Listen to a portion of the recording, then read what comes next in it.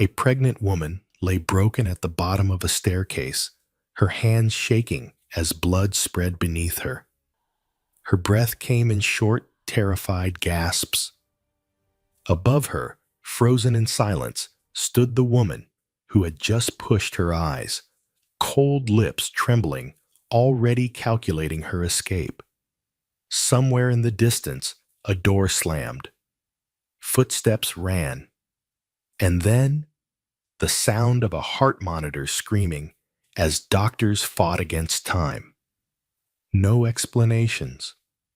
No mercy. Just one brutal moment that changed many lives forever. Before we begin this story, tell us in the comments where you're watching from and what time it is in your country. And if you believe stories like this should never be forgotten, don't forget to subscribe to the channel. Blessing. Aja used to believe her life was simple, even blessed. Every morning she woke up before the sun fully rose, her hand instinctively resting on the gentle curve of her pregnant belly. There was always a soft smile on her lips in those quiet moments before the world woke up and before doubts had a chance to creep in. She would whisper to the child growing inside her promising safety love and a future filled with warmth. Her husband, John Mwangi, slept beside her. His back often turned, his breathing steady but distant. Blessing never questioned it. She told herself marriage wasn't always about constant closeness. People grew tired. Work stressed them. Love, she believed, was about patience. John Mwangi was a respected businessman in the city. Not famous, not powerful, but comfortable. Comfortable enough to afford a modern apartment in a gated building. Comfortable enough to keep his wife from worrying about bills. Comfortable enough to look successful to the outside world. To everyone who knew them, John and Blessing were the picture of stability. At church, women smiled at Blessing with admiration. "You're glowing," they would say. "Marriage suits you. You're lucky to have such a hard-working husband." Blessing always nodded politely, her smile modest. She never boasted. She never complained. She believed gratitude was a form of protection. But behind closed doors, something had begun to shift. John was no longer the man who laughed easily. He rarely looked her in the eyes anymore. Conversations felt shorter. His phone never left his hand. And whenever Blessing asked gentle questions, innocent ones, John answered with irritation, masked as fatigue. "I'm just tired, Blessing," he would say. "Business is stressful. Don't read too much into everything." So she stopped asking. She focused instead on preparing for the baby. She folded tiny clothes. She reread parenting articles late at night. She attended hospital checkups alone because John was busy. Each time she excused him. Each time she chose peace over confrontation. What Blessing didn't know was that while she was building a life inside her womb, John was slowly dismantling the life they had built together. Vanessa Okafor entered his world quietly. She worked in a neighboring office building, sharp-tongued, confident, and unapologetically bold. She laughed loudly. She dressed to be noticed. And most importantly, she admired John in ways Blessing never did anymore. "You're different from other men," Vanessa once said during their first long conversation. "You carry yourself like someone who deserves more." Those words stayed with John. At first it was harmless. Conversations over lunch, messages late at night, complaints about marriage framed as jokes. Then complaints stopped sounding like jokes. "Pregnancy changes women," John told her one evening. "She's always tired, always emotional. Vanessa leaned closer, her voice low. That doesn't mean you stop being a man. John didn't pull away. He convinced himself it was temporary, a distraction, a mistake he could manage. He never intended for it to become serious, or so he told himself. But Vanessa took everything seriously. She learned quickly that Blessing was pregnant. She saw the ultrasound photo, once accidentally left open on John's phone. And instead of fear or guilt, something darker stirred inside her. Pregnancy meant permanence, and Vanessa hated losing. Meanwhile, Blessing sensed something was wrong, though she couldn't name it.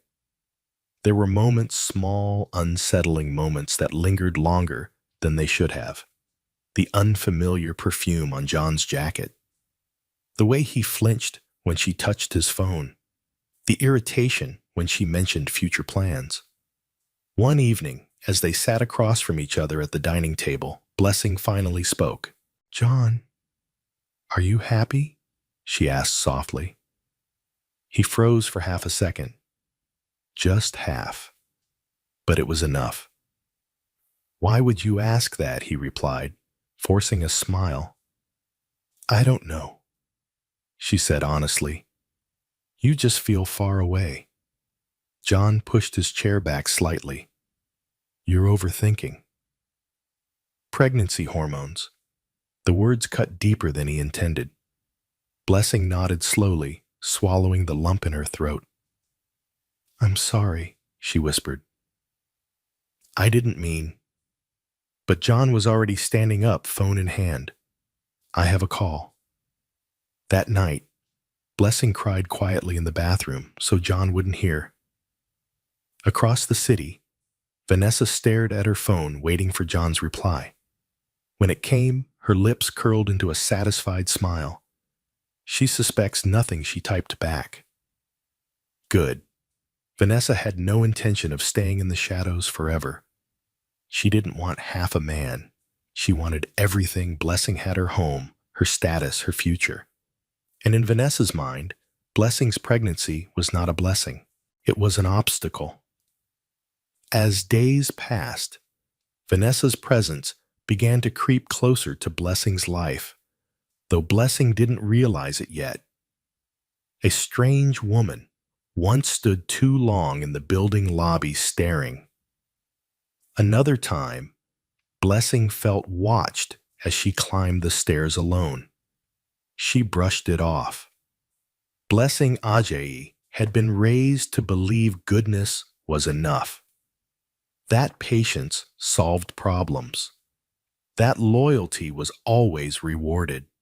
She had no idea that kindness in the wrong place could make someone dangerously vulnerable. And while Blessing prayed every night for her marriage, John prayed for silence. Neither of them knew how close they were to a moment that would shatter everything. Vanessa Okafor did not believe in accidents. She believed in choices, in timing, in taking what life refused to hand over willingly. From the outside, she looked like a woman who had everything under control, sharp heels clicking confidently across polished floors, lips painted with deliberate precision, eyes always scanning for opportunity. People often mistook her confidence for strength, but beneath it lived a hunger that never slept. Vanessa had grown up watching other women win simply by being chosen. She promised herself early on that she would never wait to be picked. She would position herself where men looked twice, where power lingered, where doors opened. John Mwangi had not been part of her plan. At first, she noticed him during lunch breaks, always alone, always distracted. He carried the weight of someone who felt unseen. Vanessa recognized that look. It was the look of a man craving escape. She struck up conversation effortlessly. "Long day?" she asked one afternoon, sliding into the chair across from him, as if it were already hers. John hesitated, then nodded. Always. That was all it took. What began as casual conversations quickly grew into something heavier. John talked. Vanessa listened. She laughed when he joked. She frowned when he complained. She made him feel understood in ways he hadn't felt in months. And John Week, where he should have been firm, let it happen. He told himself lies he had practiced many times before. It's just talk. It doesn't mean anything. I deserve a little happiness. Vanessa never corrected him. Then one evening everything changed. John left his phone unlocked on the table while he stepped into the bathroom. Vanessa's eyes drifted curious, casual, unashamed. The screen lit up with a notification. A photo preview, an ultrasound. She picked up the phone slowly, her heartbeat steady as she opened the image. A small shape floated in black and white. Life, proof, permanence. Her fingers tightened. So, she's pregnant, Vanessa murmured. When John returned, Vanessa didn't accuse him. She didn't scream.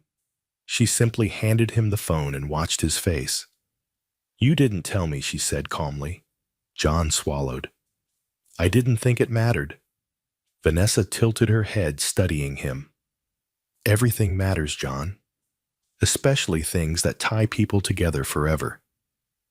That night, John tried to pull away.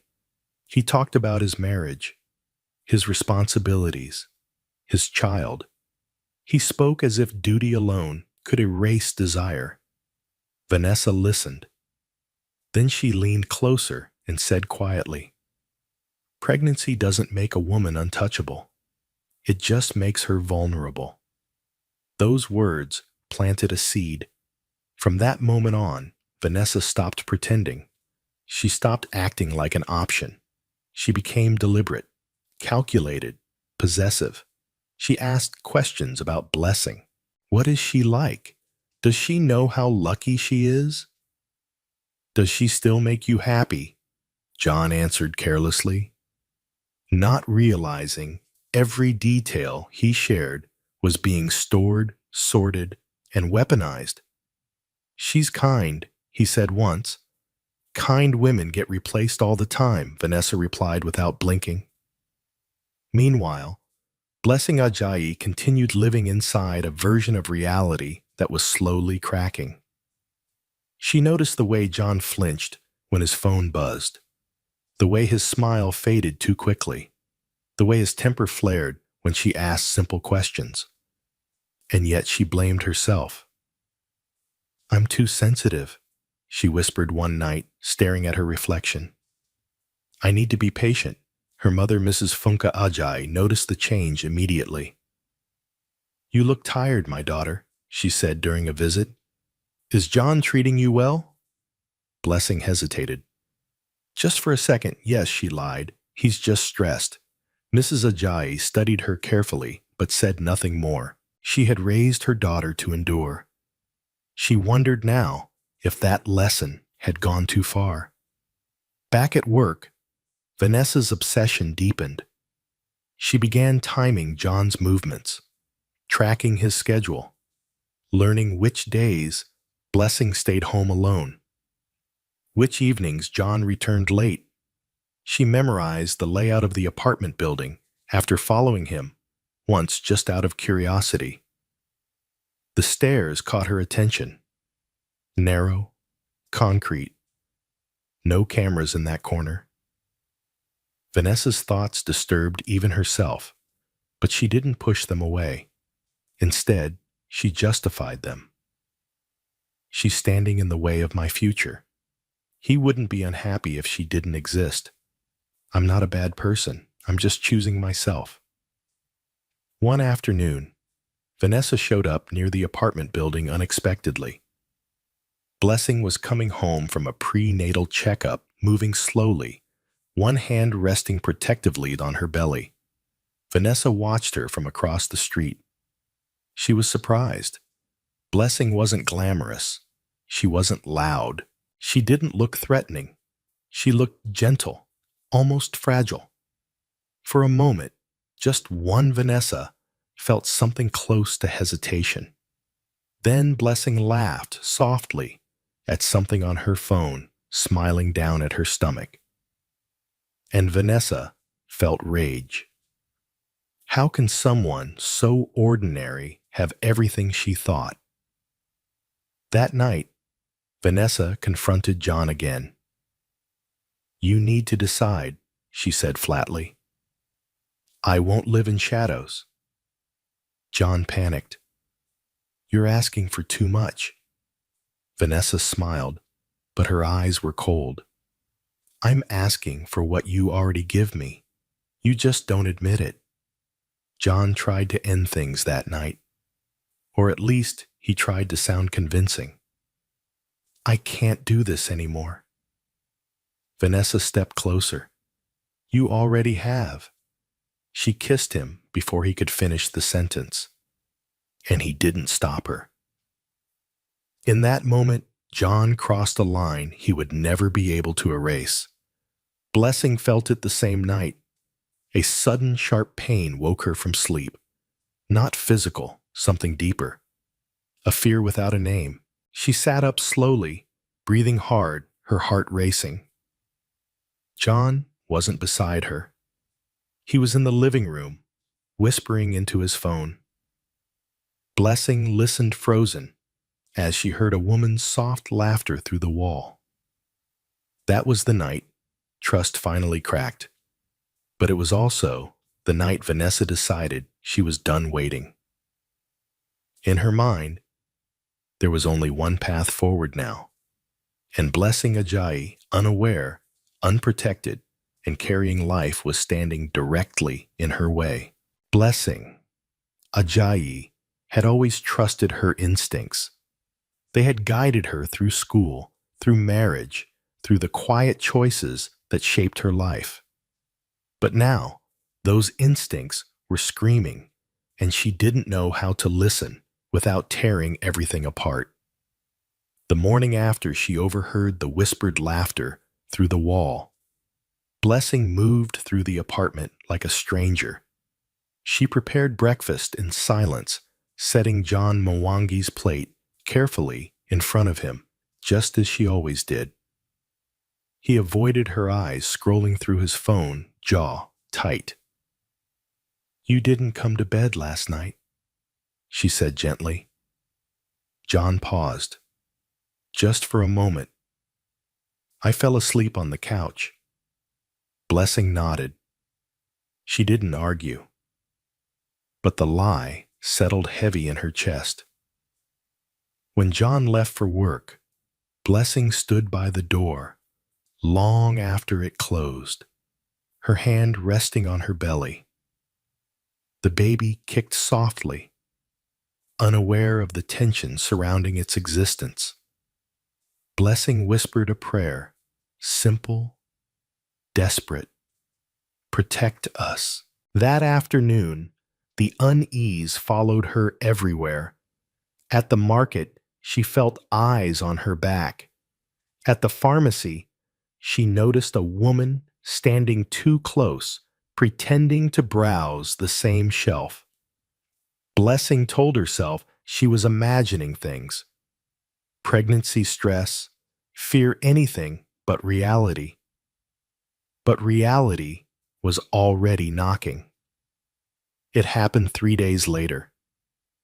Blessing was returning from the clinic, walking slowly up the apartment stairs when she heard footsteps behind her. Confident, unhurried, she turned. The woman standing there smiled, but it didn't reach her eyes. "Blessing Ajayi?" the woman asked. "Yes." Blessing replied cautiously. "I'm Vanessa," she said. "We need to talk." Blessing's heart began to pound. "Do I know you?" Vanessa glanced at Blessing's belly, then back to her face. "You know my name. You just don't know my face." Blessing swallowed. This isn't appropriate. Vanessa laughed softly. Neither is lying to a pregnant woman. They stood in the stairwell, the air thick with tension. Vanessa moved closer, her voice low, deliberate. "John is mine," she said plainly. "He's been mine for a long time." The words felt unreal. "You're lying," Blessing whispered. Vanessa shrugged. "Ask him."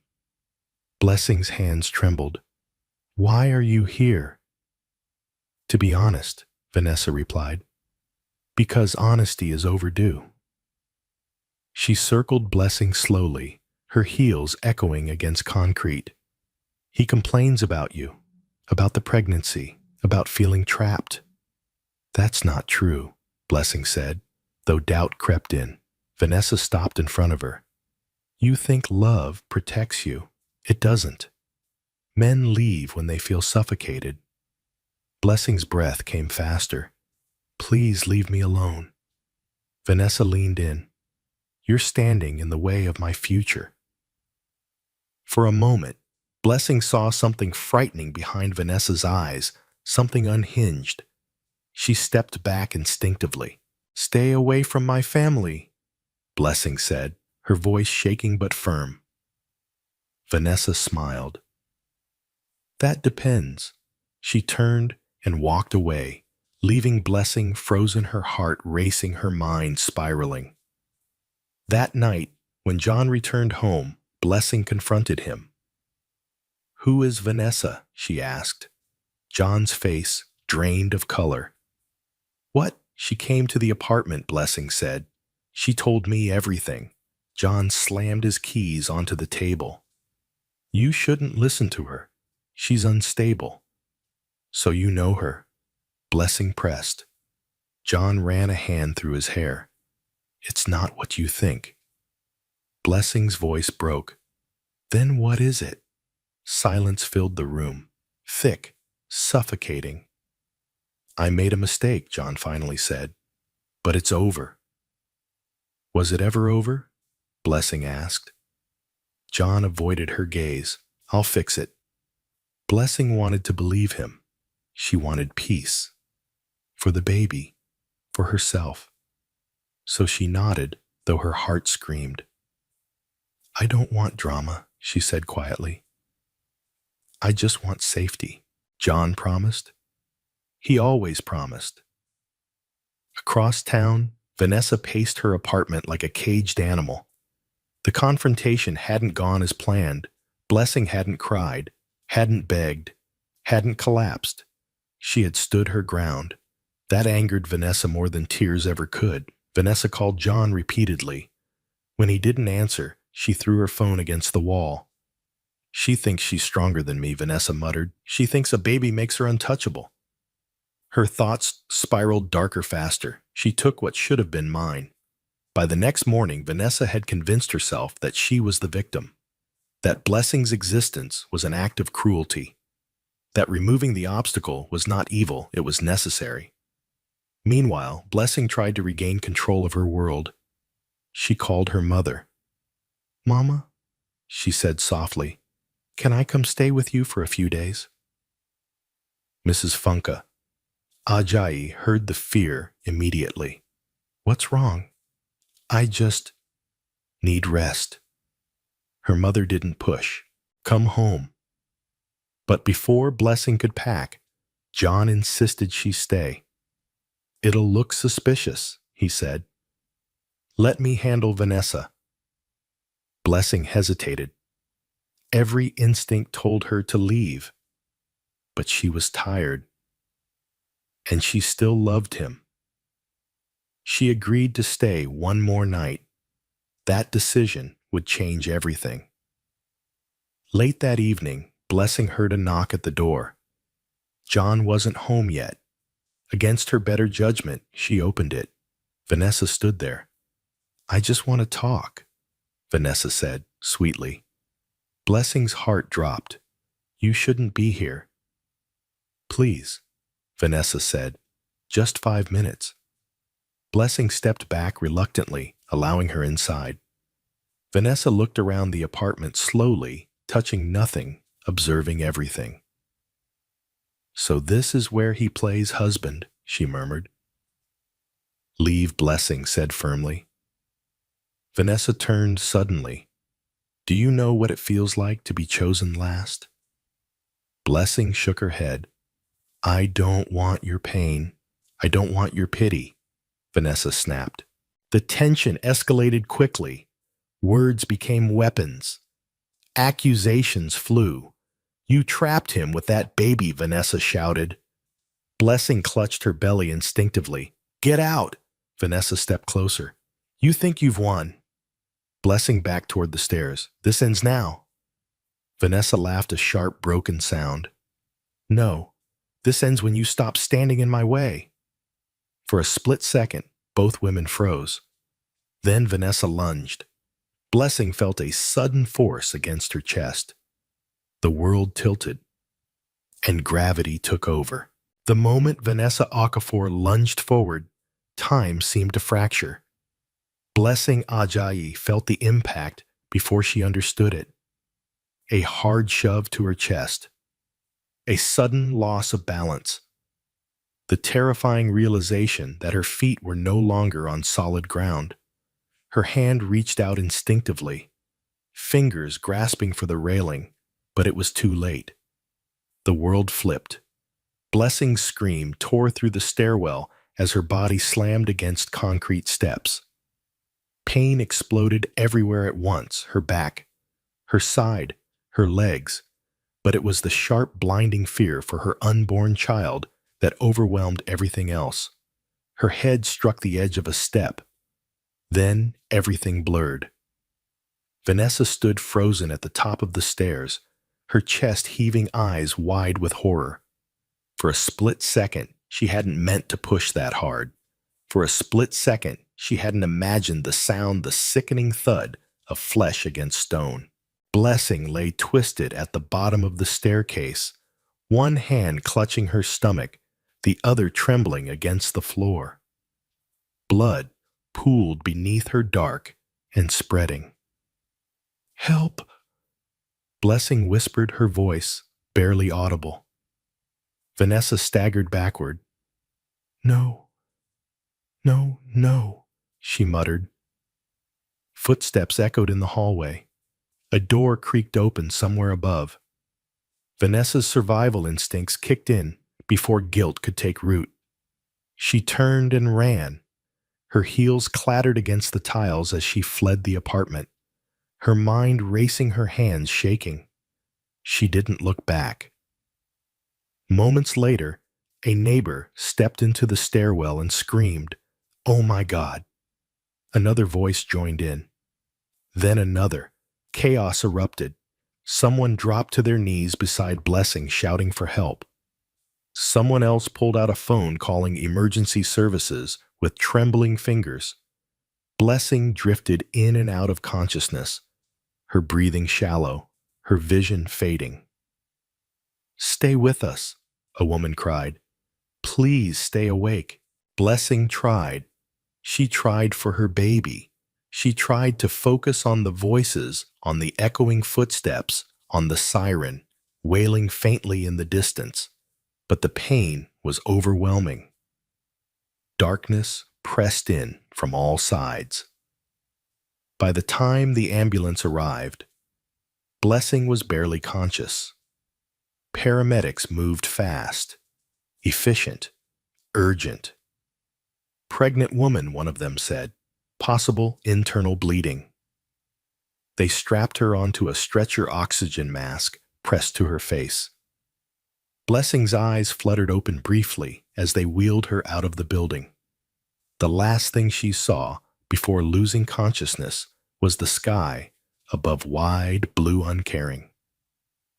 John Mwangi arrived just as the ambulance doors slammed shut. "What happened?" he demanded, pushing through the gathering crowd. No one answered him directly. Faces turned toward him with a mix of shock, confusion, and something else, something close to accusation. "Your wife fell." someone finally said. She was pushed. John's heart stopped. What do you mean pushed? But the ambulance was already pulling away. Siren screaming, carrying blessing, and the life growing inside her into uncertainty. At the hospital, Dr. Ibrahim Bello was already preparing the trauma unit.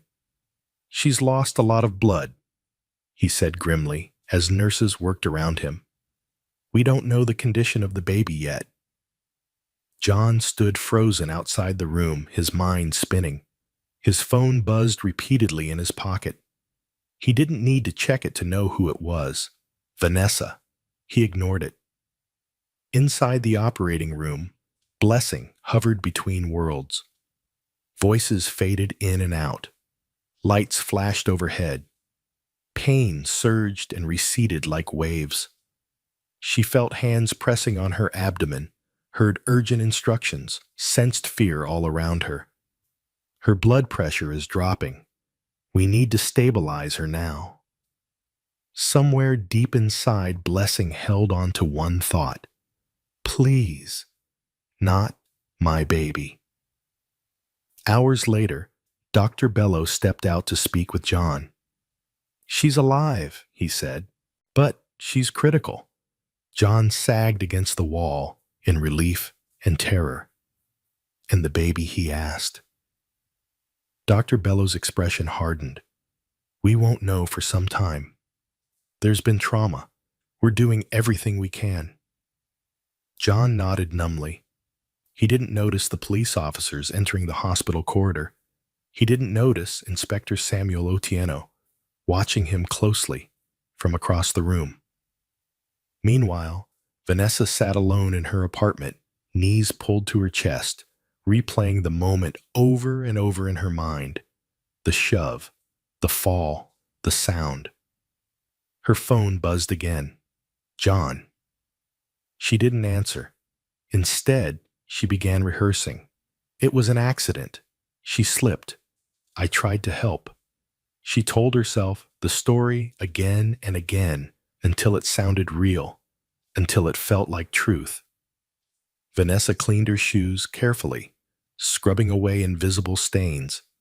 She changed her clothes. She wiped down her phone.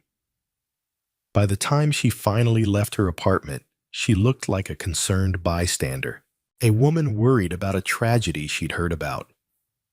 At the hospital, she approached John cautiously. I heard she said softly, I came as soon as I could.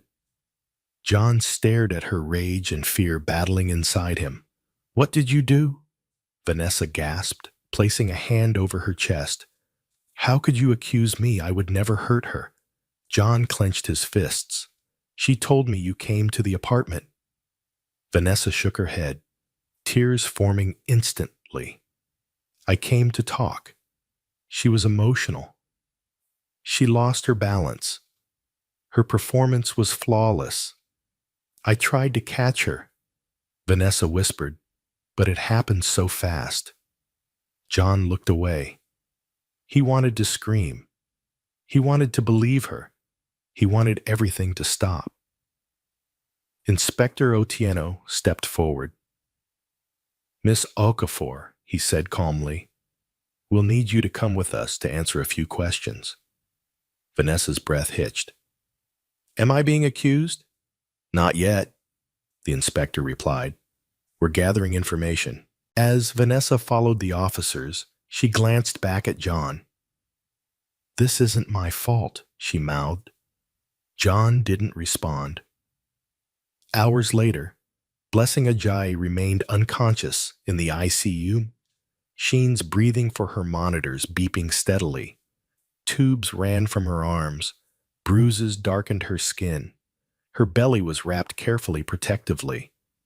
A nurse adjusted her drip and whispered softly, You're safe now.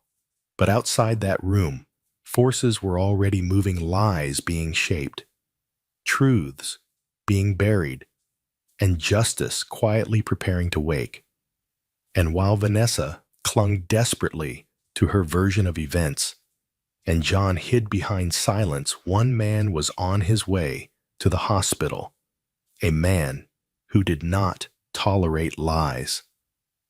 Chief Adewale Ajayi had been informed, and nothing would ever be the same again. Chief Adewale Ajayi arrived at the hospital long after midnight, his presence cutting through the tense air like a blade.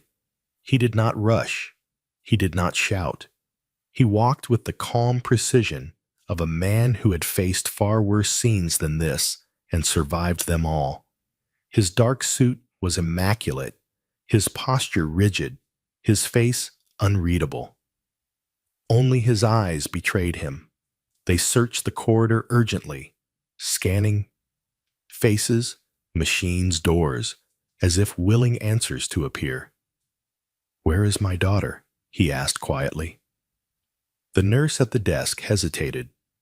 Something about the authority in his voice made her straighten immediately. "ICU, sir. Third door on the left." Chief Adewale nodded once and moved forward. Mrs. Funke Ajayi was already there, seated on a plastic chair outside the ICU. Her hands clasped tightly in her lap. When she saw her husband, she stood abruptly, tears spilling freely, now that she no longer had to be strong alone. "She's still unconscious," she whispered.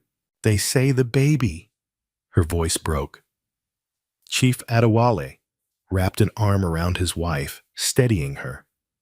He said nothing, but the muscle in his jaw tightened. He looked through the glass panel into the ICU room.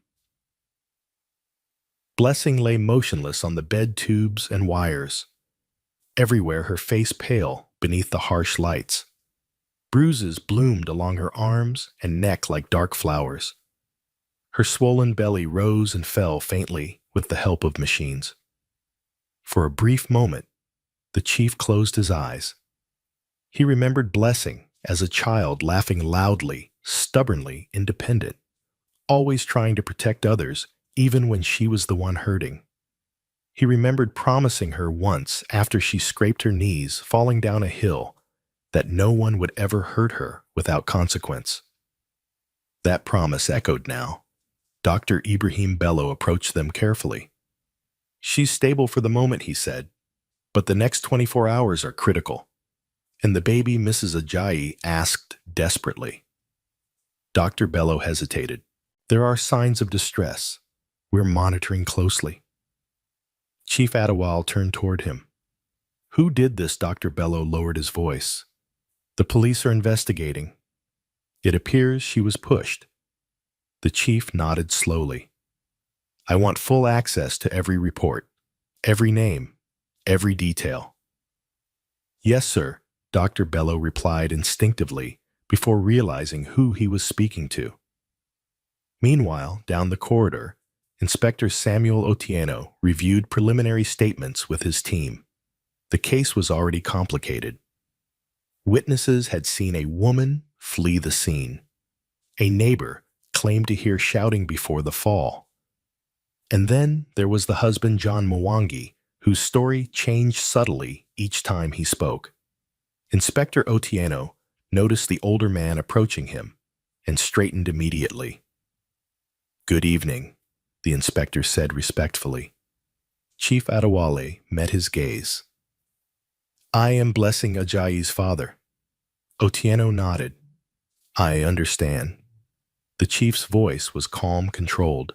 "I also happen to be the police chief of this city." Silence fell between them. Inspector Otieno swallowed. "Sir." "I want the truth," Chief Adewale said. "Not rumors, not convenient explanations. The truth." "You have my word," Otieno replied. "We'll follow procedure." Chief Adewale studied him for a long moment, then nodded once. "See that you do." John Mwangi watched the exchange from across the corridor, his stomach twisting into knots. He hadn't known. He had never known. Police chief.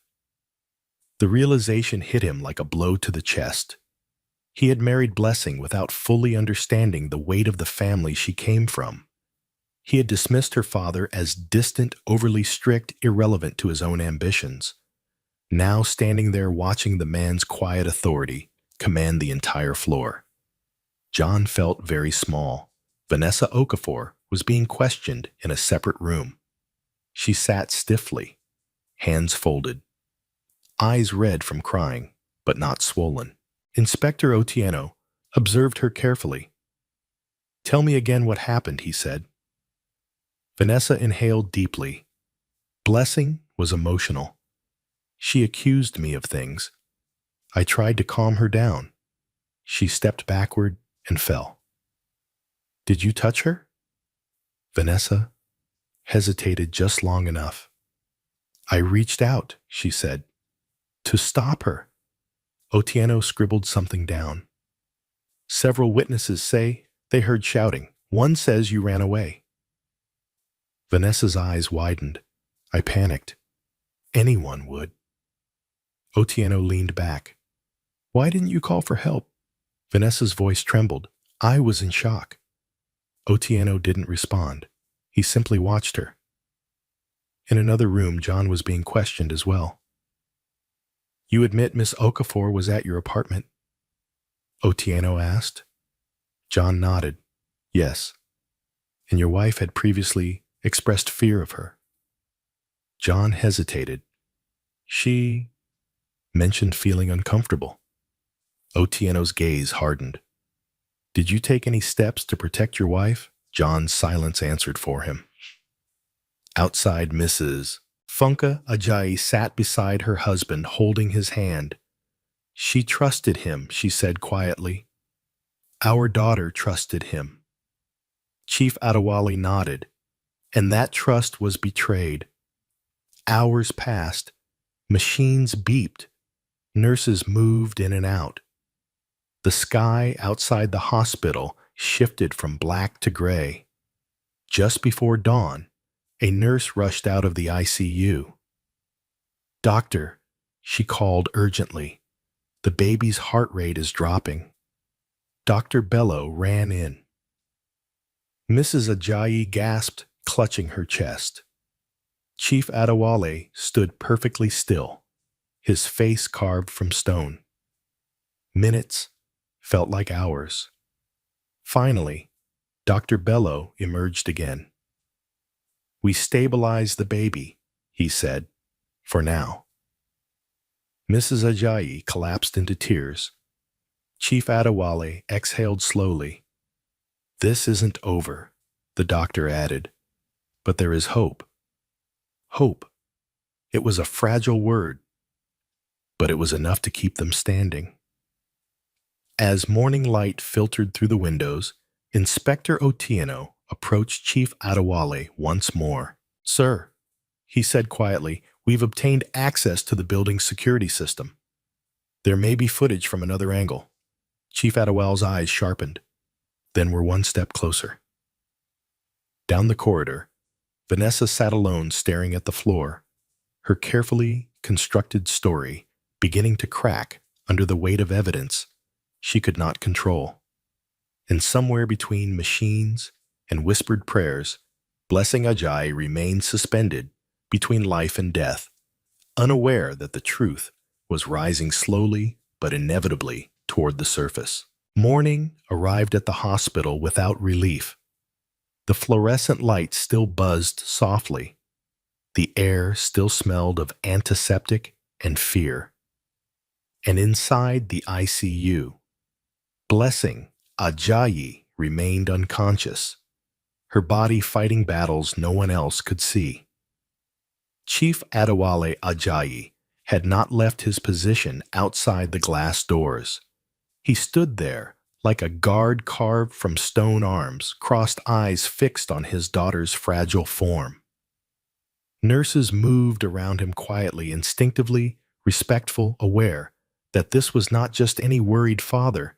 Mrs. Funka Ajayi sat nearby, her eyes swollen from crying, her lips moving silently in prayer. "God," she whispered over and over, "please, Inspector Samuel Otieno returned just after sunrise, a thin file tucked under his arm. His expression was serious, more focused than before. "We've reviewed the initial security footage," he said carefully. "The stairwell itself doesn't have a camera, but the hallway leading to it does." Chief Adewale turned slowly. "And we can see Miss Okafor entering the building," Otieno continued, "and leaving in a hurry, roughly 7 minutes later." Mrs. Ajayi's hands trembled. "What about my daughter?" "She appears on camera earlier," Otieno said. "Alone." The implication hung heavily in the air. "That alone contradicts the accident claim," the inspector added. "But we need more." Across the corridor, John Mwangi sat slumped in a chair, his face buried in his hands. He hadn't slept. He hadn't eaten. Every time he closed his eyes, he saw Blessing falling, heard her scream echoing through the stairwell. When Inspector Otieno approached him again, John looked up, eyes bloodshot. "There's something you need to understand," Otieno said. "This is no longer a domestic issue. This is a criminal investigation." John nodded weakly. "I know. You failed to protect your wife," Otieno said bluntly. "And now you're protecting a woman accused of pushing her." John flinched. Vanessa didn't mean to. Otieno raised a hand. "Intent is not your decision to make." John swallowed hard. "She said it was an accident." Otieno leaned in. "And your wife said she felt threatened."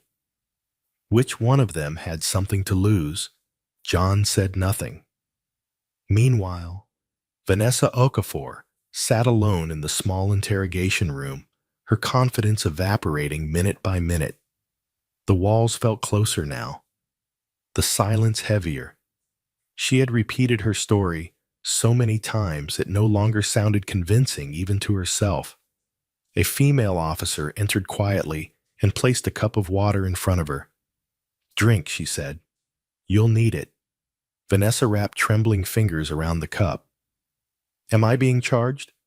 "Not yet," the officer replied. "But we're still investigating." Vanessa's mind raced. She replayed every step she had taken, every word she had spoken. She tried to remember if anyone had seen her hands touch Blessing, if any camera might have caught more than she anticipated. She had calculated carefully, but she hadn't planned for Blessing's father. Back in the ICU, a faint movement stirred beneath the sheets. Blessing's fingers twitched. A nurse noticed immediately. "Doctor?" she called softly. "She's responding." Dr. Ibrahim Bello hurried over, checking monitors, shining a light gently into Blessing's eyes. "Blessing," he said calmly. "If you can hear me, squeeze my hand." For a long moment, nothing happened. Then, barely, Blessing's fingers tightened around his. Mrs. Ajayi gasped, covering her mouth. Tears streamed freely now. "She's waking up," Dr. Bello said, slowly. Chief Adewale stepped closer, his controlled composure finally cracking just enough to reveal emotion. "Blessing," he said quietly. "It's Daddy." Blessing's eyelids fluttered. Her breathing quickened. Pain rippled through her body as awareness returned piece by piece. "Baby," she whispered weakly. Dr. Bello nodded reassuringly. "Your baby is still alive. You're both still here." A single tear slid down Blessing's temple. "John," she murmured. Chief Adewale's jaw tightened, but he said nothing. Dr. Bello raised a cautionary hand. "She can't speak much yet, but when she's stable enough, we'll need her statement." Inspector Otieno, watching from the doorway, felt the shift immediately. The victim was awake. That changed everything. Hours later, when Blessing was strong enough to speak in short sentences, Otieno approached her bedside gently. "Mrs. Ajayi," he said softly, "I need to ask you something important." Blessing's eyes met his. There was fear there, but also clarity. "Did someone push you?" Otieno asked. Blessing's hand trembled as she lifted it slightly. Her voice was weak but certain. "Yes." "Who?" Otieno pressed gently. Blessing swallowed painfully. "Vanessa." "Okafor." The room fell silent. Otieno nodded once. "Thank you. That's all for now." He stepped out, heart pounding. Vanessa was brought in moments later, still unaware that Blessing had spoken. She tried to maintain composure as Otieno entered the room again. "We've spoken to your victim," he said calmly. Vanessa's breath caught. "Victim Blessing." Ajayi Otieno clarified. She regained consciousness. Vanessa's face drained of color. "She identified you." Otieno continued. "She says you pushed her." Vanessa's voice cracked. "She's lying." Otieno stood. "Then you'll have a chance to prove it." Outside, Chief Adewale Ajayi made a call, short, precise, and final. "Prepare the arrest paperwork," he said quietly. "We proceed by the book." John Mwangi watched from a distance as officers approached Vanessa. When she saw him, panic flooded her eyes. "John," she cried, "say something." John looked away. The handcuffs clicked shut. As Vanessa was led down the corridor, her world collapsed in real time. Nurses stared. Officers moved with purpose. Whispers followed her like shadows. Back in the ICU, Blessing drifted in and out of sleep, unaware that her truth had set justice in motion. Chief Adewale stood beside her, his voice low. "You did well," he said. "Now rest." Outside the room, Inspector Otieno exhaled slowly. The case was no longer about suspicion. It was about proof. And the truth, once spoken, was unstoppable. The arrest of Vanessa Okafor sent a quiet shockwave through the hospital, but for Blessing Ajayi, the world remained dim and distant. She drifted between sleep and wakefulness, each return to consciousness, bringing pain, confusion, and fragments of memory she wasn't sure she wanted to hold. The fall replayed in flashes, the cold concrete, the sudden force, the scream that didn't feel like it came from her own throat. Each time, her hand moved instinctively to her belly. Fear tightened around her chest until a nurse gently reminded her to breathe. "You're safe," the nurse whispered. "Your baby is holding on." Those words became Blessing's anchor. Chief Adewale Ajayi never left her side. He sat in the chair by her bed, through the long hours, his presence steady and reassuring. When she stirred, he spoke softly, telling her she was strong, telling her she wasn't alone. Mrs. Funka Ajayi joined him whenever she could, holding Blessing's hand, brushing her hair back like she used to when Blessing was a child afraid of storms. Outside the ICU, the case accelerated. Inspector Samuel Otieno assembled his team in a small conference room near the ward. The hallway footage, witness statements, and Blessing's identification had changed the tone of the investigation entirely. No longer cautious, no longer tentative. This was now a matter of building a case strong enough to withstand every attempt at denial. "We proceed carefully," Otieno said. "No shortcuts. Every step documented." John Mwangi was summoned again for questioning.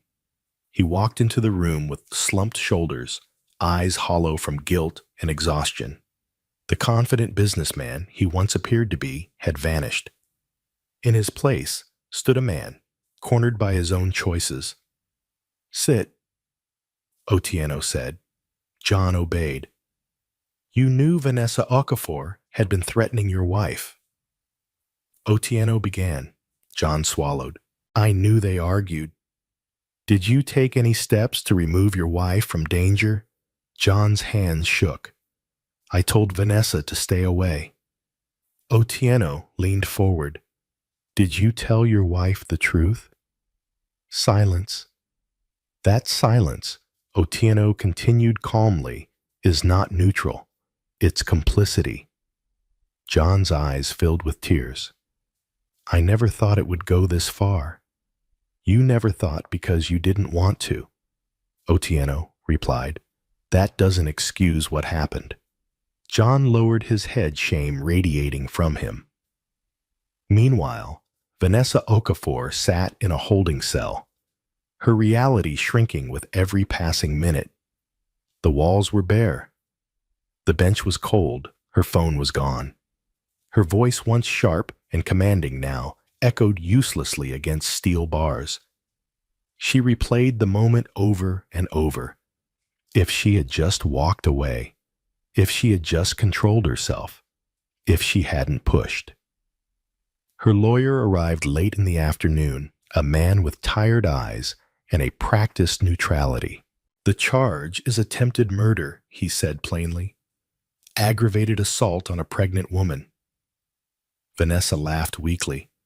That's ridiculous. The victim nearly died, the lawyer replied. And she identified you. Vanessa's laughter dissolved into sobs. John will fix this. The lawyer studied her. John Mwangi is not in a position to fix anything. That truth hit harder than the handcuffs ever had. Back in the ICU, Blessing finally woke fully, her eyes clear despite the pain. She looked around slowly. Where is John? Chief Adewale hesitated. Mrs. Ajayi squeezed Blessing's hand gently. He's being questioned, her mother said carefully. Blessing closed her eyes. A tear slipped free. I trusted him, she whispered. Chief Adewale's voice was firm but kind. Trust does not obligate you to suffer in silence. Blessing turned toward him. I didn't want drama. I just wanted peace. And someone took advantage of that, he replied. That is not your fault. Later that evening, Inspector Otieno returned to the ICU to take a fuller statement. This time, Blessing spoke slowly but clearly, recounting everything: the confrontation, Vanessa's words, the look in her eyes before the shove. She said I was in her way, Blessing whispered. Like my life was something she could move aside. Otieno recorded every word, his jaw tightening as the picture sharpened. When he finished, he stood. Thank you, Mrs. Ajayi. Your courage matters. After he left, Blessing stared at the ceiling for a long time. I don't want to go back to that apartment, she said quietly. You won't. Chief Adewale replied without hesitation. Not ever. As night fell, the hospital settled into a tense calm. But beneath that calm, the consequences of the day's events were spreading outward into courtrooms, into reputations, into futures that could no longer pretend to be intact. John Mwangi sat alone in his car in the hospital parking lot, staring at the building. He had not been allowed to see Blessing. He didn't deserve to. For the first time, he understood the weight of his inaction, not as an abstract failure, but as a physical reality that had nearly cost 2 lives. Inside a different building, Vanessa Okafor lay awake on the hard bench of her cell, staring at the ceiling, listening to the distant sounds of other detainees. The confidence she once wore like armor had shattered. She felt small, exposed, afraid. And in the ICU, Blessing, Ajayi slept again, one hand resting protectively on her belly, surrounded by quiet machines and the unspoken promise that the truth now out in the open would not be silenced. The night carried many thoughts, but morning would carry consequences. The following morning arrived with a heavy stillness, as if the city itself was holding its breath. At the hospital, Blessing Ajayi slept lightly, her body still fragile, but her mind no longer drifting. Pain pulsed through her in dull waves, yet beneath it was a growing awareness, an understanding that her life had crossed an invisible line. Nothing would ever return to what it was. Chief Adewale Ajayi stood by the window of the ICU, speaking quietly on his phone. "Yes," he said, "proceed carefully. No pressure, no shortcuts." He ended the call and turned toward his daughter. Blessing's eyes were open, watching him.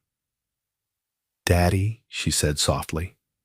He walked to her bedside immediately. "I'm here."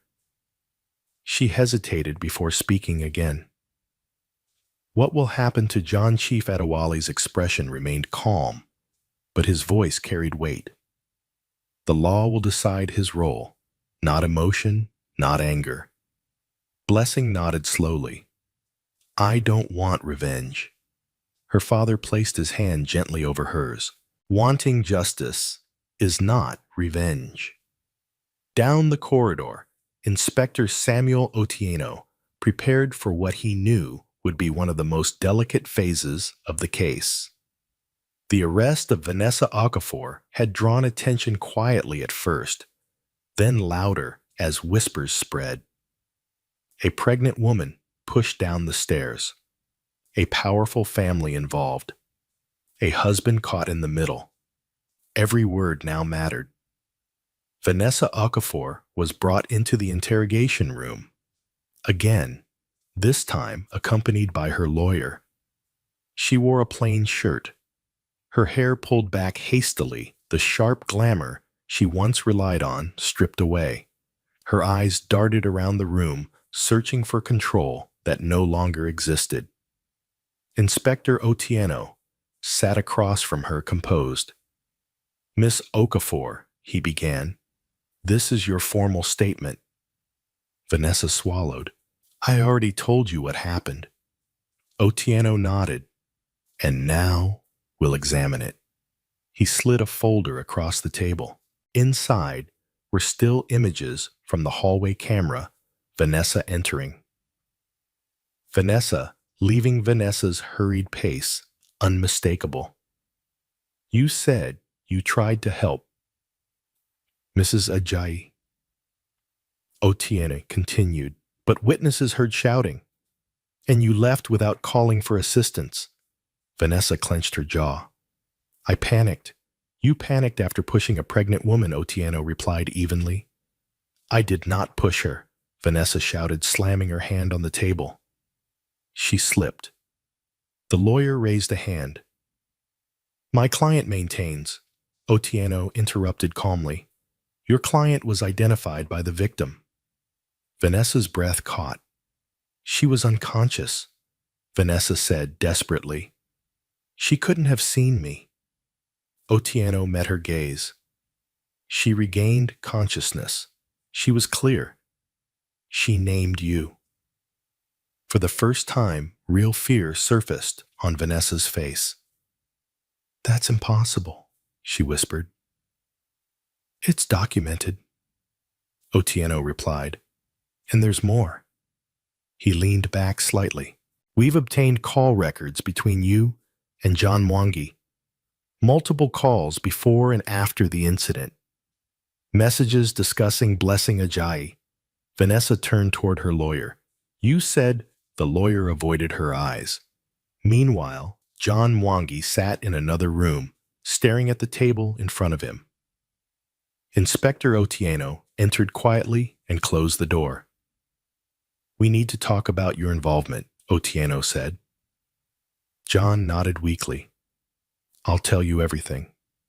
And for the first time, he did.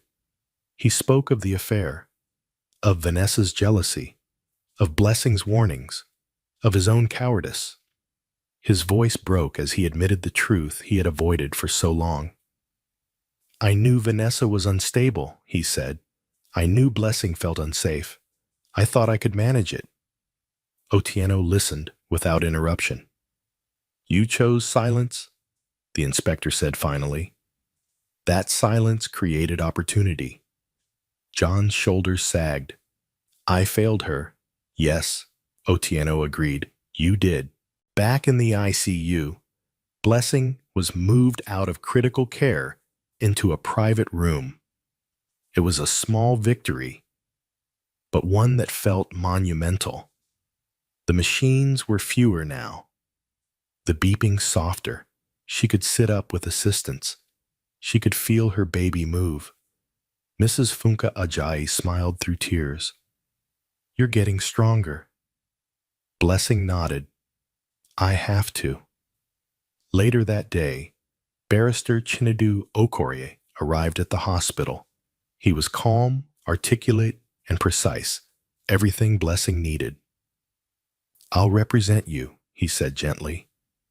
"Your father asked me to ensure your voice is protected." Blessing listened as he explained the process ahead, the charges, the court appearances, the evidence. It was overwhelming, but she didn't look away. "I want the truth on record," Blessing said firmly. "Not just for me." Barrister Okorie nodded. "That matters." By evening, news of the case had spread quietly through the city. Not headlines yet, but conversations. In offices, in homes, in whispered phone calls. A woman pushed down the stairs. A baby nearly lost. The father is police chief. Vanessa Okafor was returned to her cell, her earlier defiance gone. She sat curled into herself, replaying every decision that led her there. The thrill she once felt, the sense of power, had turned to ash. "This wasn't supposed to happen," she whispered to the empty room. John Mwangi left the station late that night, released temporarily, but under investigation. He drove aimlessly through the city, unable to return home, unable to face what he had destroyed. The apartment felt like a crime scene, now, every wall echoing with what could have been prevented. At the Ajayi family home, Chief Adewale sat alone in his study, reviewing documents under dim light. He had spent his career enforcing the law. Now, the law had entered his own family. He closed the folder slowly. "This will hurt," he murmured to himself, "but it must be done." Back at the hospital, Blessing stared out the window, watching the city lights flicker on one by one. Her body ached. Her heart ached more. But beneath the pain was something new. Resolve. She placed her hand over her belly and whispered, "We survived." Outside, sirens echoed faintly in the distance, reminders of a world that did not stop for tragedy. But inside, Blessing Ajayi, something had changed forever. She was no longer just a victim. She was a witness. And soon, she would be a voice the truth could not silence. The city woke up to tension it could not yet name.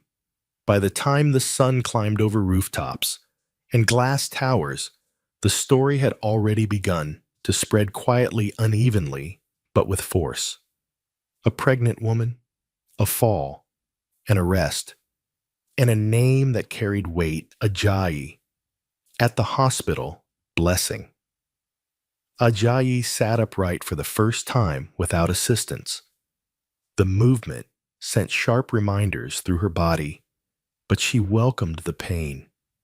It meant she was alive. It meant she could feel. Mrs. Funka Ajayi adjusted the pillows behind her. Don't push yourself. Blessing managed a faint smile. I need to feel normal again. Her phone lay on the bedside table switched off. Her father had insisted. Too many voices, too many opinions, too many ways the world could intrude before she was ready. Chief Adewale Ajayi entered the room moments later, carrying a quiet authority that followed him everywhere, even here. There will be a remand hearing today, he said gently. Vanessa Okafor will be formally charged. Blessing nodded slowly. Will I have to see her? Not yet, he replied. Only when you're ready. Blessing looked down at her hands. I don't hate her. Chief Adewale studied his daughter carefully. You don't need hatred to seek justice. Down at the police station, Inspector Samuel Otieno stood before a wall of evidence that was growing by the hour. Call logs, witness statements, security footage, medical reports, each piece tightening the narrative. But one thing remained uncertain: intent. And intent was what would determine how this story ended. Vanessa Okafor was escorted into court later that morning, her wrists bound in handcuffs. She kept her head down as cameras flashed, whispers rippling through the crowd. She had imagined being seen many times in her life. This was not how. Her lawyer leaned close as they waited. Say nothing unless asked. Vanessa nodded, her throat dry. Across the room, John Mwangi stood quietly separated from her by several rows. He hadn't planned to be there, but something had pulled him in a need to witness the consequences of choices he could no longer outrun. Vanessa glanced up and caught his eye. For a brief second, her expression pleaded. John looked away. The judge entered. Proceedings began. The prosecutor outlined the charges clearly: deliberately aggravated assault on a pregnant woman, attempted manslaughter, endangerment of unborn life. Each word landed like a blow. Vanessa's lawyer argued lack of intent, claimed emotional distress, claimed accident, but the medical report spoke plainly. The force applied, the doctor testified, was consistent with a deliberate push. Vanessa's hands trembled. The judge ordered her held pending trial, no bail. As officers escorted her out, Vanessa's composure finally broke. This isn't fair, she cried. She's lying. Her voice echoed uselessly. Back at the hospital, Inspector Otieno met with Blessing again, this time to prepare her for what lay ahead. The defense may attempt to paint you as emotional, he warned gently. They may question your memory. Blessing lifted her chin. I remember her face. I remember her words. Otieno nodded. That matters. Later that afternoon, Barrister Chinedu Okorie arrived with documents and quiet reassurance. We will file for a protective order, he explained, and we will move forward with divorce proceedings when you're ready. Blessing hesitated. I don't know if I can face that yet. You don't have to today, he said. Your healing comes first. Healing. The word felt fragile, distant, but possible. Across town, John Mwangi sat alone in his office, surrounded by the remnants of a life he had neglected. His phone buzzed with missed calls from business partners, friends, even distant relatives who had begun to hear rumors. He ignored them all. He replayed every warning Blessing had given him. Every time she had asked for safety. Every time he had chosen convenience instead. I did this, he whispered. That realization weighed heavier than any accusation.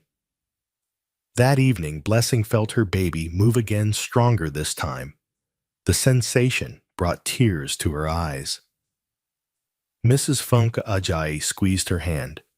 That child is stubborn, she said softly. Like you. Blessing laughed weakly. I hope so.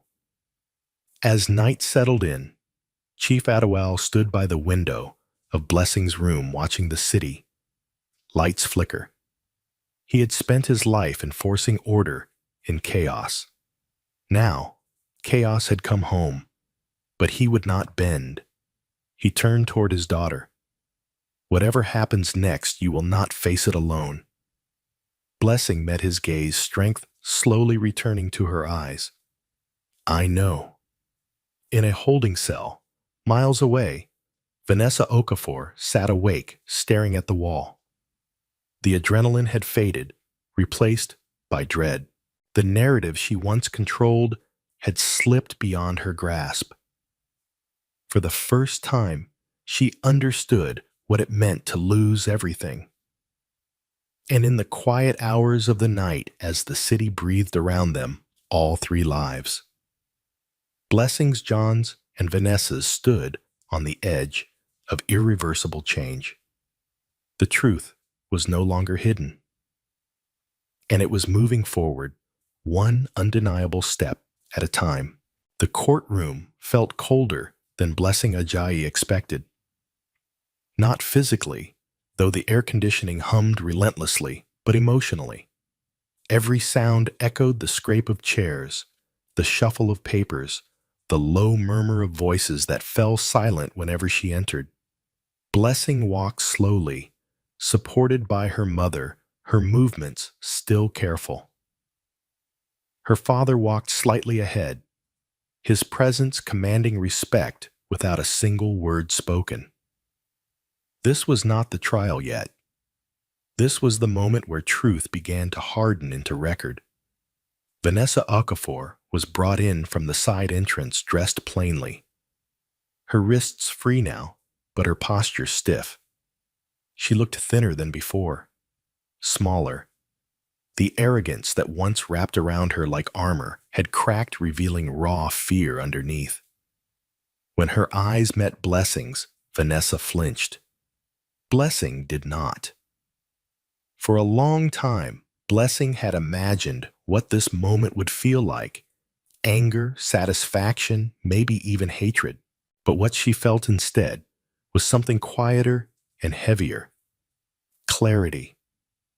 Inspector Samuel Otieno took the stand first, presenting the timeline with calm precision. The footage, the witness statements, the medical findings, each piece laid out methodically, stripping away confusion, leaving only sequence and cause. Then came Blessing's turn. Barrister Chinedu Okorie stood beside her as she was sworn in. His voice was steady, reassuring. "Take your time," he whispered. Blessing took a breath. She spoke slowly, choosing each word with care. She described Vanessa's arrival, the words spoken, the way the air in the stairwell seemed to tighten, the moment when fear overtook reason. She said I was in her way. Blessing said, her voice steady, despite the silence pressing in. She said this would end when I stopped standing between her and my husband. Vanessa shook her head violently. That's not true. The judge raised a hand. Order. Blessing continued. I remember trying to step back, she said. I remember reaching for the railing. And then I was falling. Her hand moved instinctively to her belly. I thought I was going to die, she said quietly. I thought my baby was going to die. The room held its breath. When Blessing finished, she stepped down carefully, her knees weak, but her resolve intact. Vanessa's lawyer stood next. He spoke of emotional distress, of jealousy, of an argument gone wrong. He painted Vanessa as impulsive, not malicious, broken, not dangerous. Then Vanessa herself was called. She walked to the stand, slowly, eyes darting, hands trembling. She swore the oath, her voice barely audible. I never meant to hurt her. Vanessa said, tears spilling freely now. It was an accident. She stepped back. I tried to stop her. Barrister Okori rose calmly. "Miss Okafor," he said, "did you tell Mrs. Ajayi that she was in your way?" Vanessa hesitated.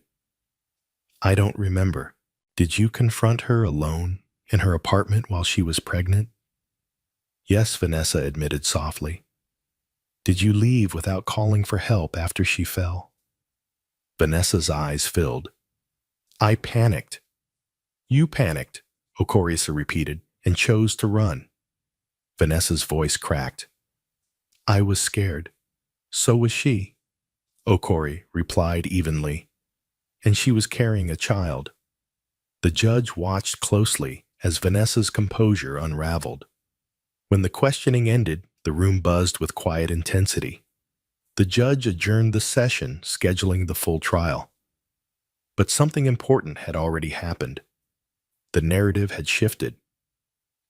Outside the courtroom, reporters gathered at a distance. Cameras clicked. Whispers followed Blessing as she was escorted out. Chief Adewale Ajayi did not address them. He placed a hand on his daughter's shoulder and guided her forward. "You were brave," he said quietly. Blessing exhaled exhaustion washing over her. "I just told the truth." Across the street, John Mwangi stood alone, watching from afar. He had not been asked to testify yet, but his silence screamed louder than words. Each detail, revealed in court, felt like another weight pressing down on his chest. He had failed as a husband, as a protector, as a man.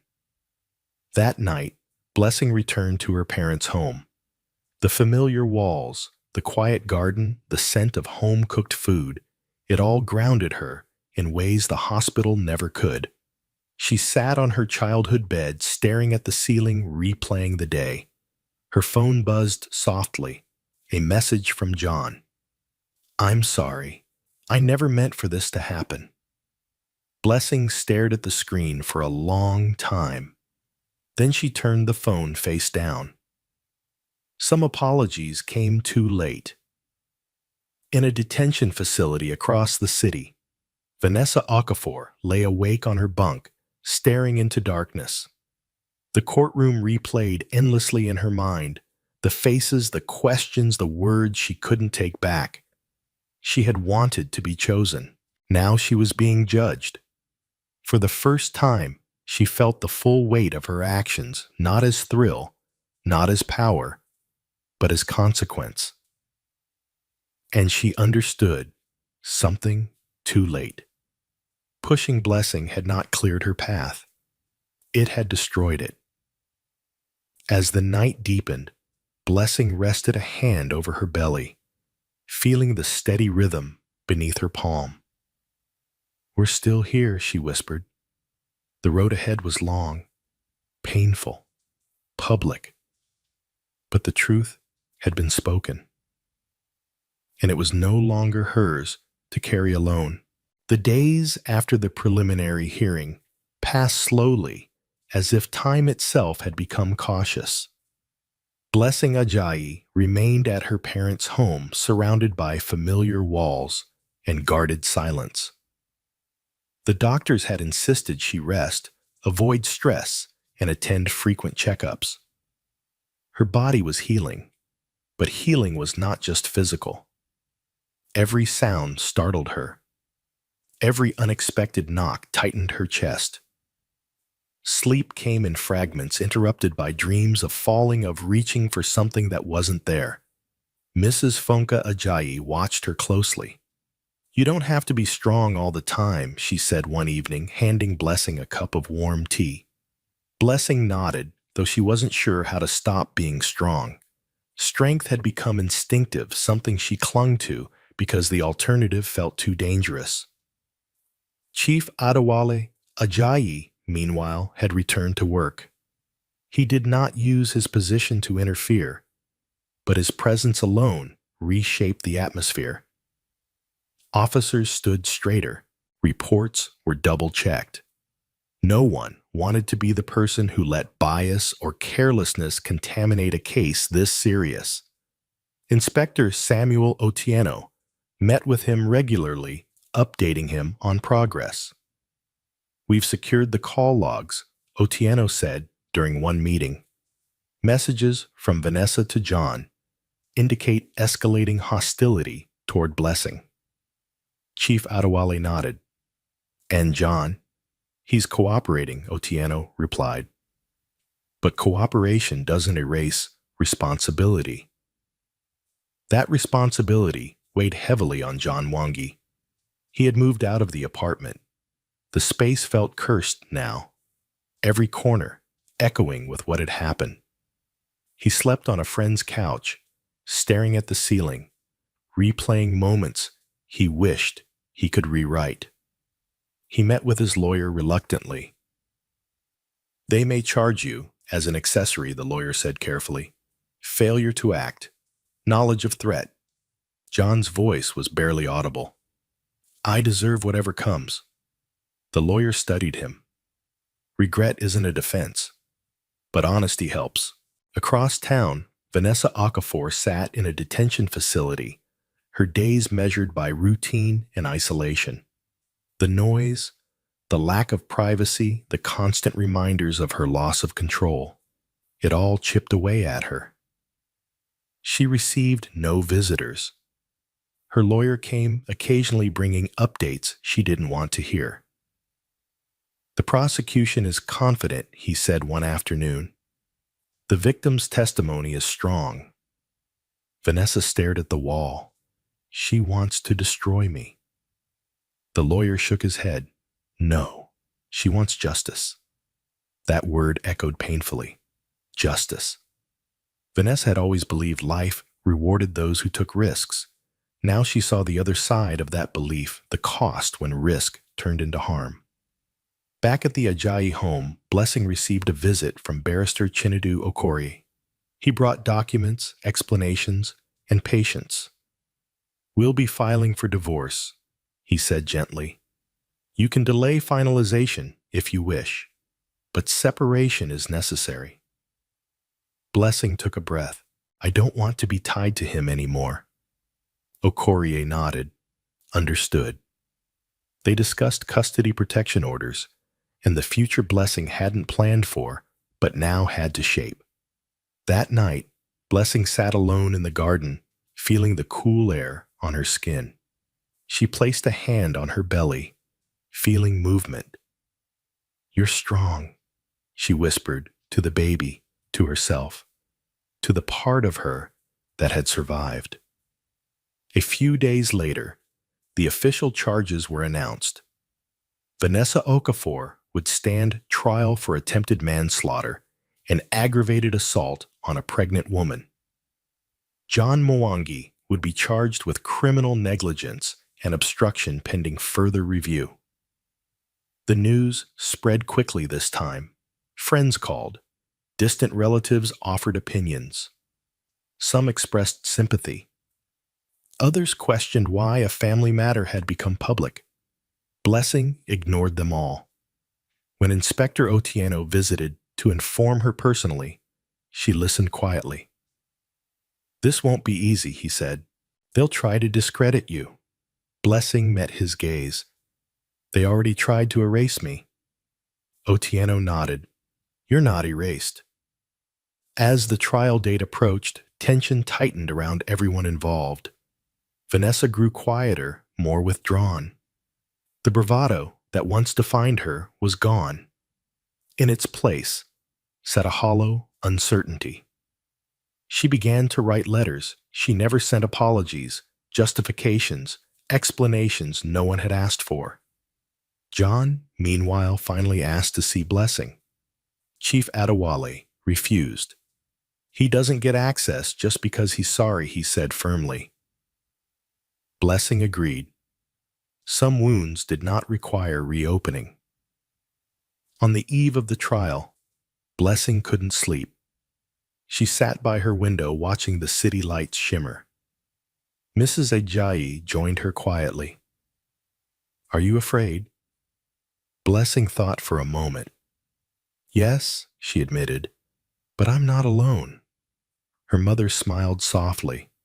That makes all the difference. Across the city, Vanessa lay awake in her cell staring at the ceiling. For the first time, she allowed herself to fully remember the look on Blessing's face just before the fall. Not fear alone, but disbelief. I didn't think Vanessa whispered into the darkness, and that she realized too late was the most dangerous thing of all. As dawn approached, the city prepared for another day. Cars filled the roads, offices opened, life continued. But for Blessing Ajayi, for John Mwangi, and for Vanessa Okafor, the next day would not be ordinary. It would be the day when consequences stepped fully into the light.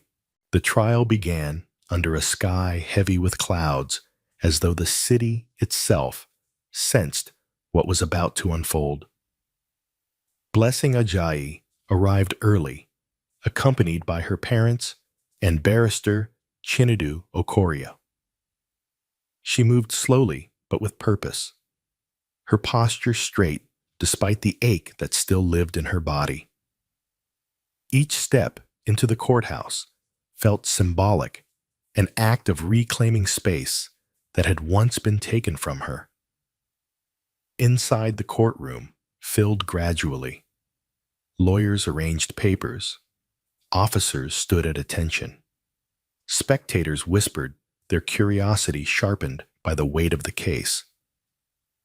When Vanessa Okafor was brought in, the room shifted.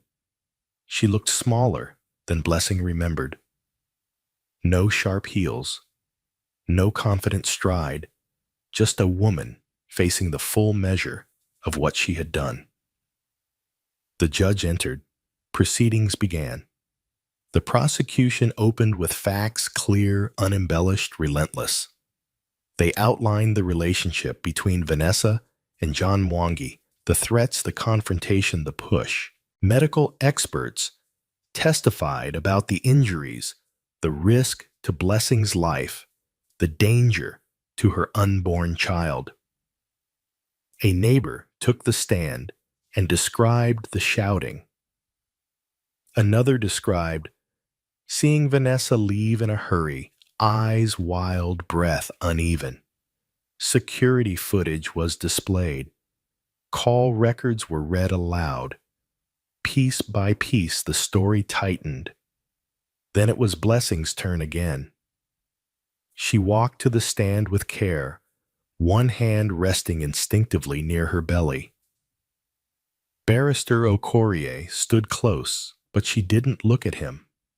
She looked straight ahead.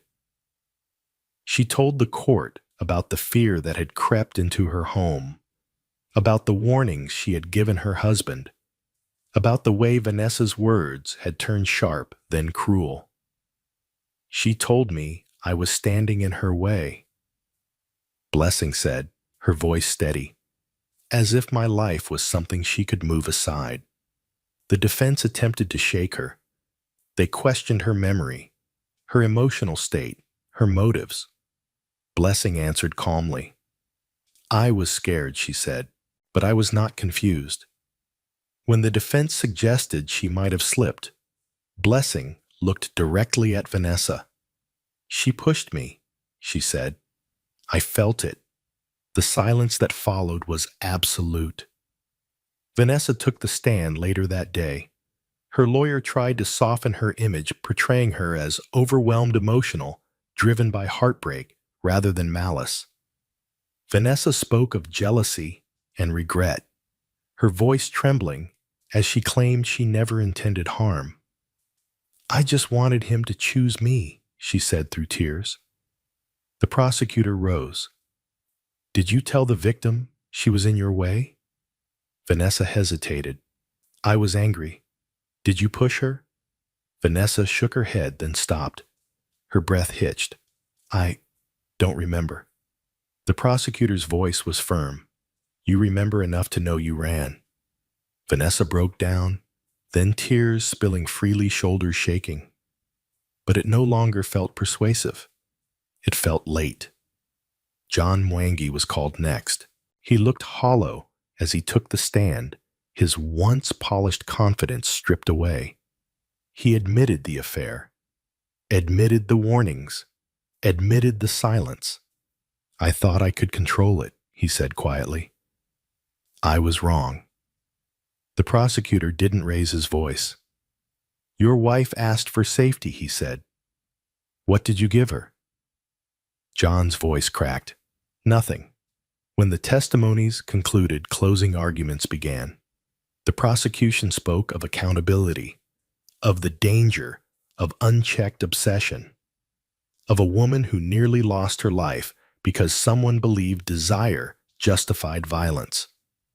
The defense asked for mercy, for understanding, for a recognition of emotional turmoil.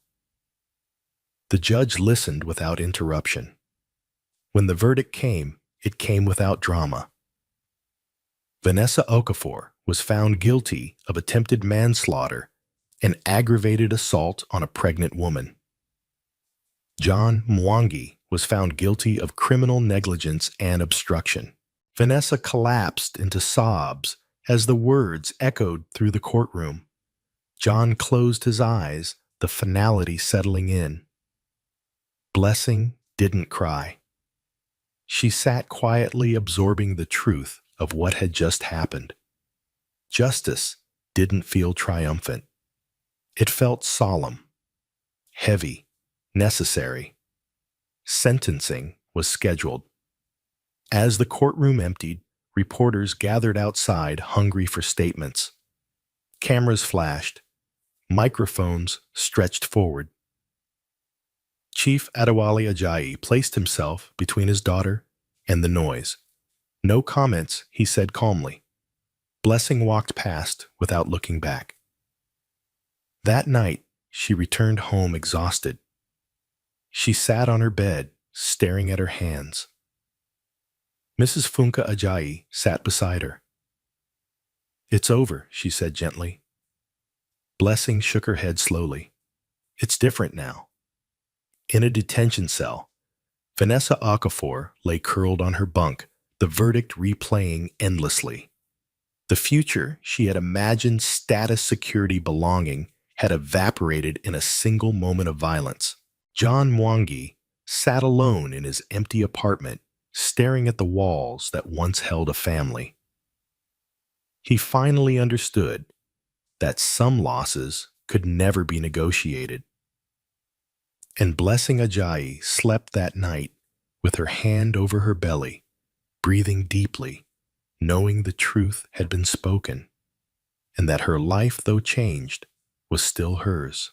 The weeks after the verdict unfolded quietly, like the slow settling of dust after a storm. Blessing Ajayi returned to routines that felt unfamiliar yet necessary. Mornings began with careful stretches and measured steps. Afternoons were filled with medical appointments and moments of rest. Nights came with their own challenges.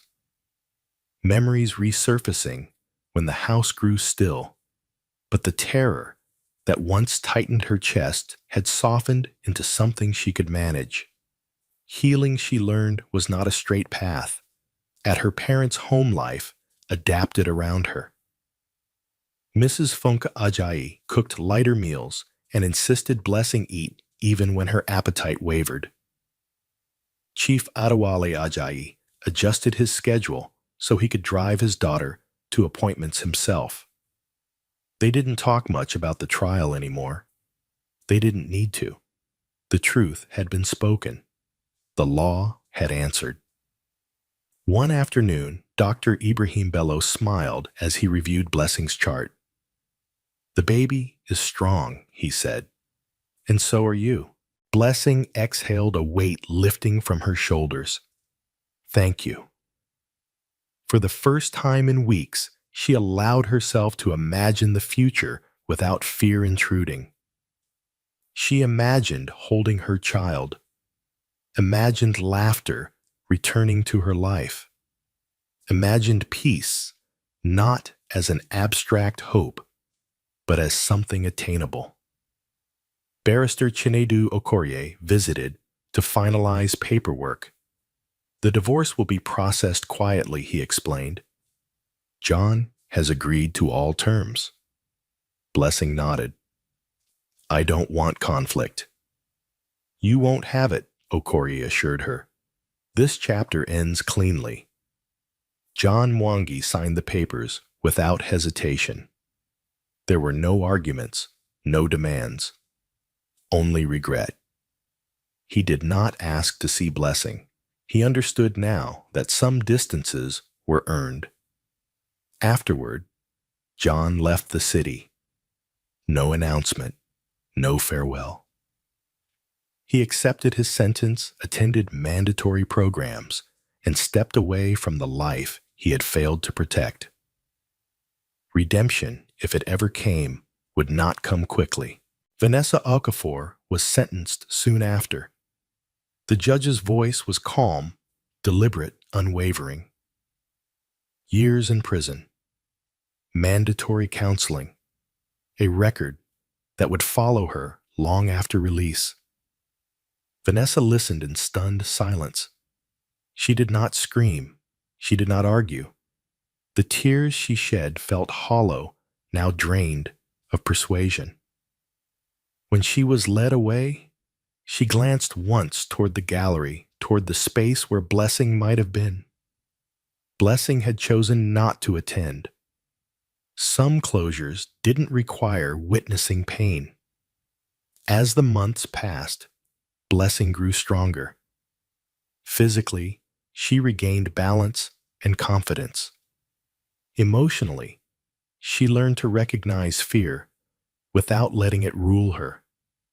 She attended therapy quietly, listening as much as she spoke, discovering that resilience did not mean forgetting, it meant continuing anyway. One morning, she returned to the apartment building to retrieve the last of her belongings. She stood at the bottom of the stairwell for a long moment, her heart racing. Then she inhaled deeply and climbed slowly, deliberately, one step at a time. When she reached the top, she smiled faintly.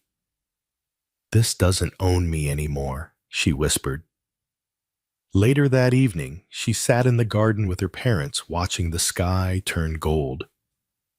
"I want to move," Blessing said suddenly. Mrs. Ajayi looked surprised. "Where?" "Somewhere quiet," Blessing replied. "Somewhere new." Chief Adewale nodded thoughtfully. "When you're ready." "I'm ready," Blessing said. They found a small house on the edge of the city, not isolated, but peaceful. The rooms were filled with light.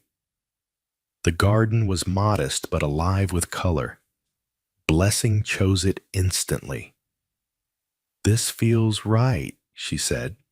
As her due date approached, anticipation replaced anxiety. Blessing attended classes, prepared the nursery, and wrote letters to her unborn child. Letters filled with promises of safety, honesty, and love. "You'll grow up knowing your worth," she whispered one night. "No one will ever make you feel disposable." The day labor began. Rain fell gently over the city. Blessing labored through pain and fear. But she was not alone. Her mother held her hand. Her father waited outside, pacing silently. Nurses spoke calmly. And when the cry finally filled the room, strong, unmistakable Blessing wept with relief. Her child was perfect. She cradled the baby against her chest, overwhelmed by a love that felt limitless and healing all at once. "You're here," she whispered. "We're here." Weeks later, as Blessing settled into motherhood, she reflected on the journey she hadn't chosen but had survived. She had lost a marriage. She had lost illusions. She had lost a version of herself that believed endurance was the same as safety. But she had gained clarity.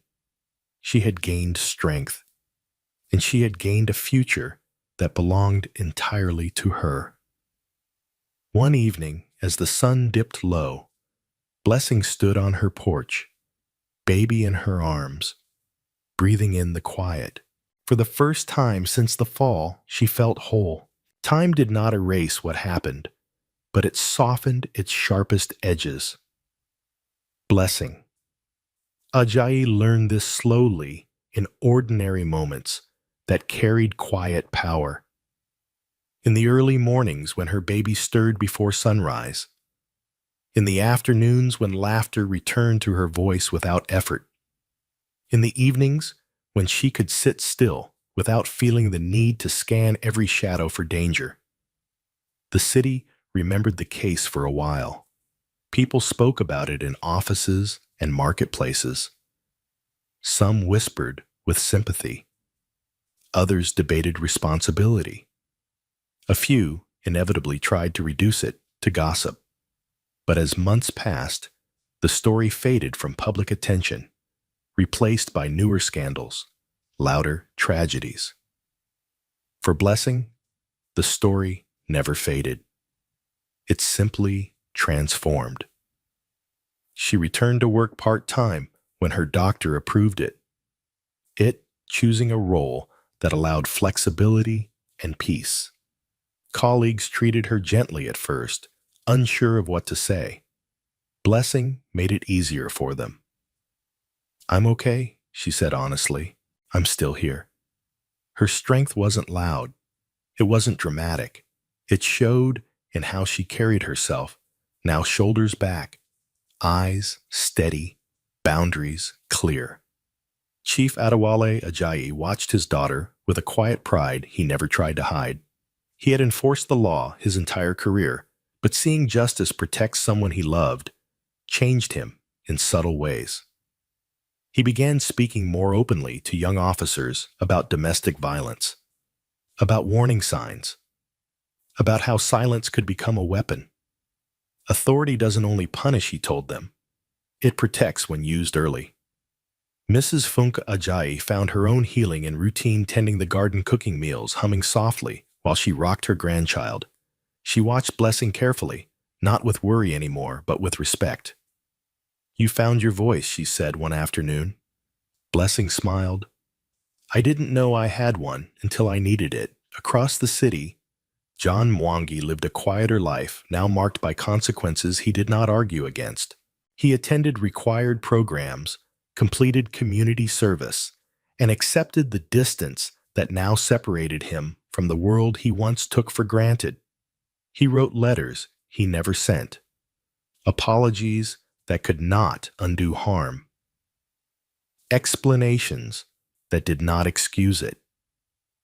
Some nights he sat alone and imagined a different version of himself, one who had listened sooner, acted faster, protected instead of avoided. But imagination offered no escape. Only accountability remained. In prison, Vanessa Okafor confronted a reality she could no longer manipulate. The days were structured, predictable, stripped of performance. Without mirrors to reflect a version of herself, she faced long stretches of quiet that forced reflection. Counseling sessions were uncomfortable. Questions pressed where denial had lived. "Why did you believe hurting her would help you?" one counselor asked gently. Vanessa had no answer at first. Later, she admitted the truth she had avoided. "I was afraid of being invisible," she said. "I thought taking something from her would make me visible." The counselor nodded. Violence never gives identity. It only takes it. Vanessa learned that lesson slowly, through remorse, through regret, through the ache of understanding that some bridges once burned were gone forever. She stopped writing unsent letters. Instead, she began writing truths she didn't share. Blessing did not follow Vanessa's journey. She did not need to. Her healing was not dependent on anyone else's suffering.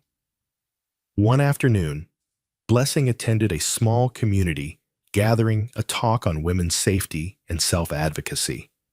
She hadn't planned to speak. She had only come to listen. But when the organizer asked if anyone wanted to share a story, Blessing's hand lifted before she could think. She spoke simply about listening to discomfort, about trusting instincts, about understanding that love never requires silence. I thought endurance was strength, she said, but real strength is choosing safety even when it's uncomfortable. The room was quiet when she finished. Then someone clapped. Then another. Blessing didn't feel exposed. She felt free.